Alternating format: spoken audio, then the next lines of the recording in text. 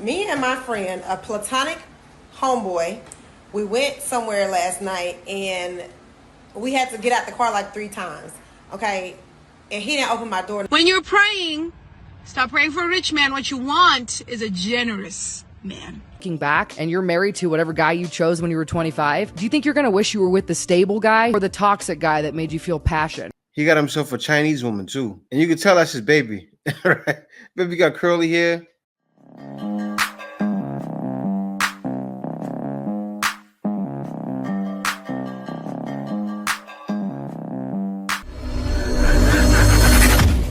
Hey guys, welcome back to More to Life. Before I get into this video, I ask that you like, comment, subscribe. Also, smash that notification bell just to be sure you get on my videos as soon as I release them. Let's get right into this. Okay, so me and my friend, a platonic homeboy, we went somewhere last night and we had to get out the car like 3 times. Okay.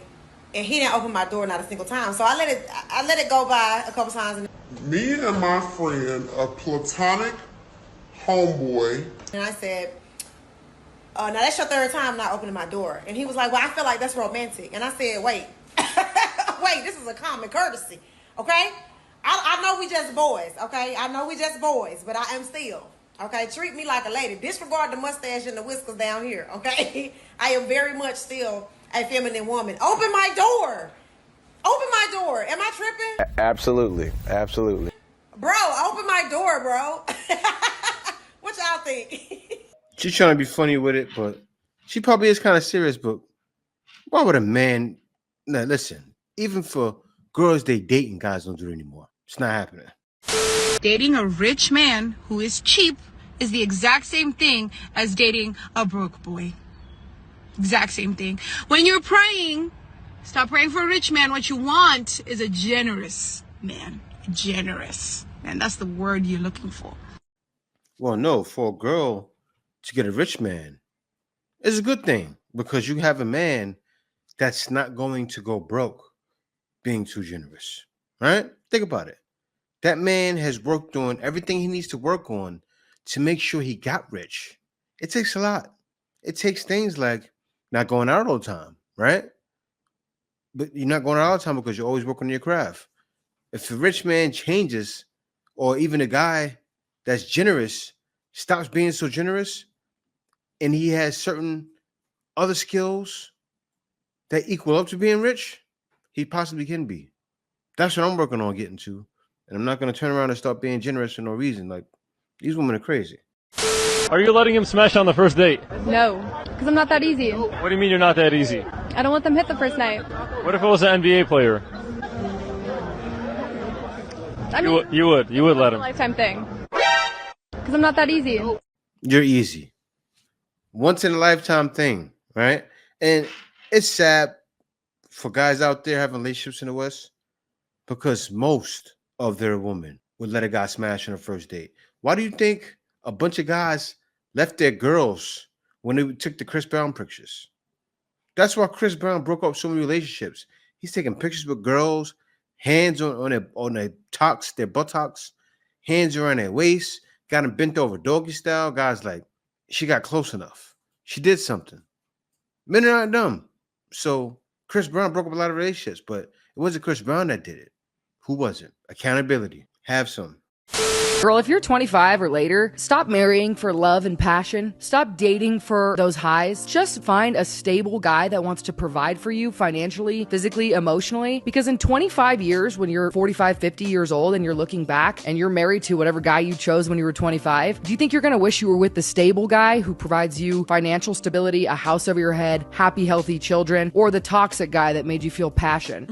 I'm so because I could not date, let alone marry someone unless I was bonkersly in love with them. Well, and obviously, I'm not telling everyone to settle. Luckily, I found both. But I think that's the point, is that there is both out there for everyone. Crazy feeling that you feel when you're in a toxic relationship, that's not love. Never will be. See, that's the problem.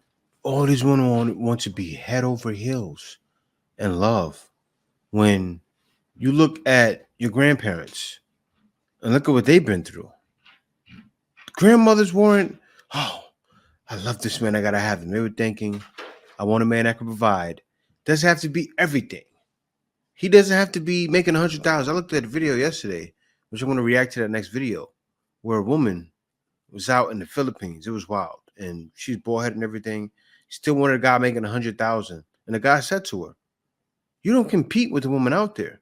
How are you going to find a guy? So she was on Kendra looking for a guy. Sad thing. I'll react to the next video. But yeah, what these women have to realize is they should listen to her. They should want that. But a lot of women don't. A lot of women can't fathom being with a man that doesn't have everything so they can spend unnecessary money. That's what they want to do. And most guys aren't trying to do that. I have this theory that I don't think men are serious about dating at all. I don't want to marry you. I don't even want to be your girlfriend. I just want to go somewhere public, have a drink, get to know you, catch the vibe. I don't want to just go over to somebody's house for the first time of meeting them. So I set up 8 different dates with guys, all of which I have been talking to throughout the week. Some of them are from online dating. As soon as she said a bunch of different dates with guys, all I've been talking to throughout the week, it's like, you're setting yourself up for going to some guy's house and being used. And why are guys doing that in the first place? Because they don't want to get used on dates. Guys are not sure. And then also, she's probably going for all chats. I want to hear what she did with all these chats. I'm going to be able to tell if she's done that by the results she says right now. Let's hear it.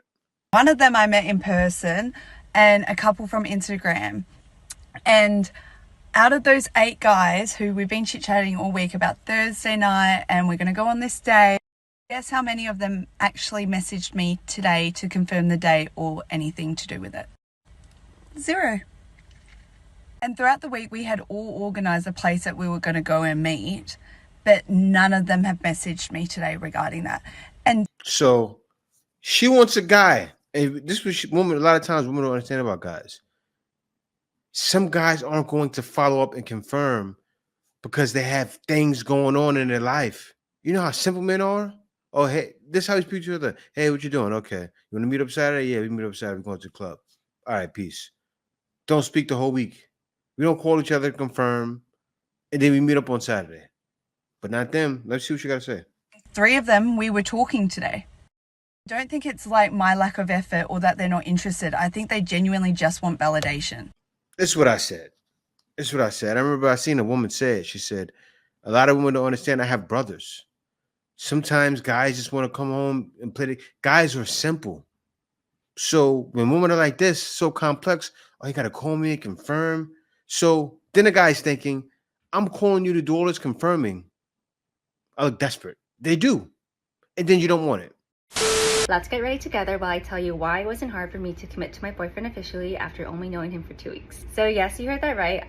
And one of those things, I bet you wasn't talking to 10 other guys, right? I bet you she wasn't. Let me let her talk. Only knew my boyfriend for 2 weeks before we decided to be officially boyfriend and girlfriend. I think a lot of people are kind of like surprised and shocked, especially because that's just like not how it goes in like the regular dating world these days. And just to clarify, I don't really feel like this huge urge to like justify my decision. I'm more so bringing this up just because I think the whole topic around dating and how dating is nowadays in the modern world and how dating used to be back in the day is like an interesting thing to discuss. But basically, yeah, I feel like the last 3.5 years that I've been single, you go on a few dates with somebody, maybe like 3 to 6 dates or whatever, and then you have to ask or discuss being exclusive. Then after like 1 to 3 months of being exclusive, then you have the whole like, oh, are we official talk? And that's just a pattern that I've been used to, and that's just a pattern that I feel like everyone follows nowadays when dating, which is why I was so confused when my boyfriend made it official with me really early on. After talking with him about this in depth, like honestly my perspective of everything like really changed. My boyfriend has not really experienced like any of the modern dating culture that's going on right now, and he was honestly so shocked and so confused to hear about my dating experiences in this modern dating culture. We were just talking one night and I was just trying to explain to him what it's like dating in today's like day and age. Like everyone has like commitment issues and everyone is just like really struggling to find like a serious long-term relationship, and it just feels like everyone is just trying so hard to like not get hurt and like not be vulnerable, hence why everyone is just like not committing. And it's like just this huge culture of people just being afraid of being vulnerable and like getting into a long-term serious relationship relationship, when in fact I feel like deep down that is what people want. Like, people want connection,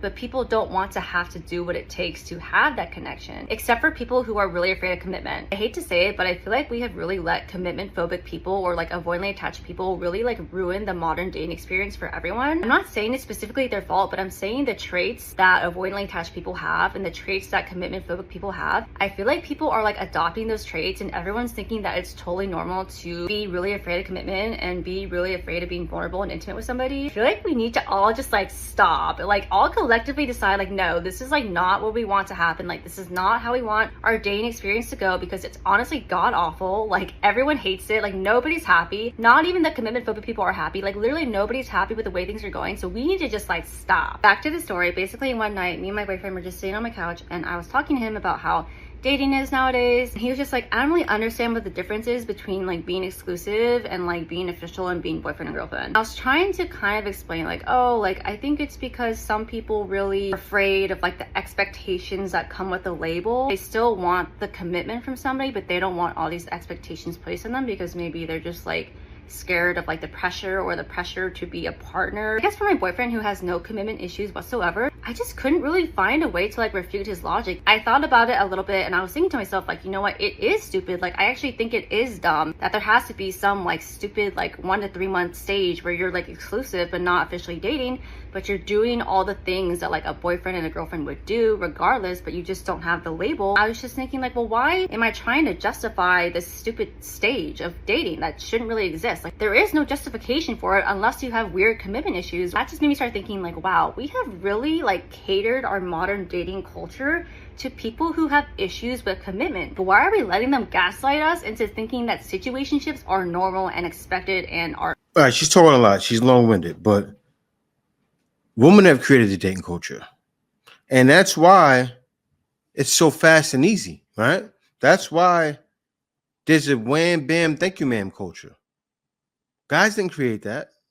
You talk to a woman nowadays, you're not showing her that kind of energy like you want her, you get put in the friend zone. That's why it's a wham, bam, thank you, ma'am culture. But let me let her talk. Are okay. All the people who aren't avoidantly attached are just like catering to these like commitment phobic people, like to make them feel more comfortable, or like giving them all the power to decide like what's appropriate in a situation. Like, for what? Like, they're not the pinnacle of like what a healthy relationship looks like. Like, clearly they're not. How can a commitment phobic person like be the example of like what a natural progression of a healthy relationship should look like? Because being commitment phobic and having a healthy long-term relationship, like those two things like don't go together. So why are we like following what they want to do? It's okay to be official early on. Like, just because you're my boyfriend, just because I'm your girlfriend, doesn't mean we're getting married tomorrow. It doesn't mean that we're moving in tomorrow. It still means that we're getting to know each other. It just means that we're committed to each other and committed to being like a good partner to each other while we're together. Just because you're official doesn't mean like you're bound to someone for life. Like, you can always break up. We're making progress. Like, why is the label such a huge deal? Like, it really shouldn't be. I feel like some people feel like this huge pressure from having a label, when in fact it's like, what is like the pressure? Like, what is scaring you so much? Like, no, she met a guy who's not traumatized from today's date market. She was still traumatized from today's date market. And the reason why she was traumatized, I got to say it again, but that's what happens. Most of them are chasing Chads and Tyrones, and Chads and Tyrones want to have it their way. Right? That's why women feel like, oh, I'm being used. I'm getting tired of being used, because they're all dating the same guy.